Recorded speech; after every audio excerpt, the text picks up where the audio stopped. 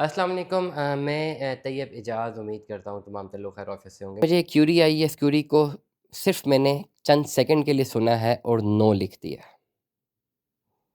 ये मैंने ऐसा क्यों किया है, मैं इस वीडियो में आपको बताने लगा हूँ। मुझे व्हाट्सएप पे क्यूरी मौसूल हुई है, मल्टीपल मैसेजेस थे।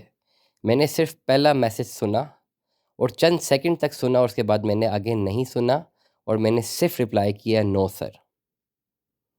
ये मैंने इसलिए नहीं किया कि खुदा न ख़ास्ता मुझे कोई शौक़ है, अल्लाह अल्लाह मुझे बड़ी बात से बचाए, अल्लाह मुझे माफ़ करे, कि मुझे शौक़ है किसी को ना करने का। मैंने सिर्फ़ इसलिए कहा है, किया है, क्योंकि यही होना है अगर आप किसी ऐसे कंसल्टेंट को राब्ता करें जिसको काम आता है, और येस सर आपको जवाब मिलेगा किसी ऐसे कंसल्टेंट से जो फ्रॉड कर रहा है। जो शुरू में ही नो कह दे, भले बुरा लगे लेकिन आपके पैसे बच गए, लेकिन जो शुरू में हाँ कह दे और फिर साल आपको चक्कर लगवाता रहे और आपसे पैसे भी खा जाए, तो वो बेहतर है उस येस से कि एक ना कह दी जाए। सवाल ये था कि एक साहब फरमा रहे हैं कि मेरी उम्र 50 साल से ज़्यादा है। मैं ब्राज़ील का या किसी भी कंट्री का, मैं कंट्री का नाम नहीं बता रहा, मैं खाली फॉर इंस्टेंस ब्राज़ील बोल रहा हूँ कि ब्राज़ील का मैंने विज़िट वीज़ा अप्लाई करना है। तो क्या मैं विज़िट वीज़ा अप्लाई करके उसको ले जा के बाद में वर्क परमिट में कन्वर्ट कर सकता हूँ? मतलब ये कि विज़िट वीज़ा की आड़ में वो जाना चाह रहे हैं किसी वर्क परमिट के ऊपर जो कि स्टार्ट ही इल्लीगैलिटी के ऊपर है।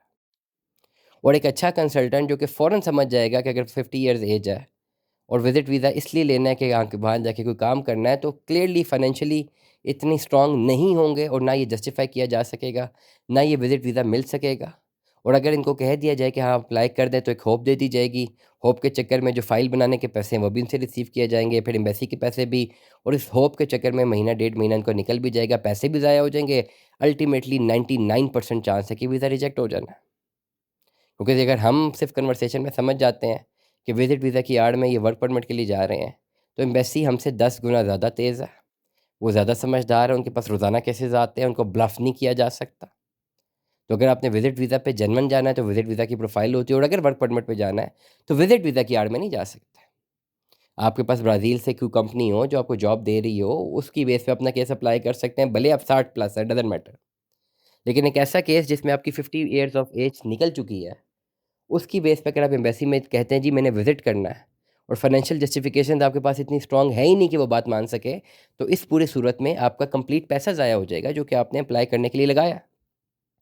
तो इस हाँ से बेहतर है कि स्ट्रेट अवे ना कर दी जाए, ताकि अगर ऐसी कोई खामख्याली ज़हन में आ रही है, तो पहले ही रुक जाएँ। कंसल्टेंट्स आपकी इन चीज़ों का फ़ायदा उठाते हैं।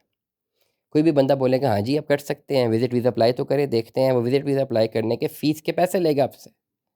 उसकी दिहाड़ी लग गई, और अपनी दिहाड़ी के चक्कर में वो आपका 20-25 हज़ार रुपया वो भी ज़ाया करवाएगा जो कि एम्बेसी में लगना है।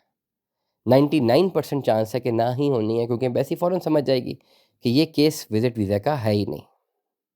दुआ में याद रखिएगा, अपना बहुत सारा ख़्याल रखिएगा। Stay tuned with us. Allah हाफ़िज़।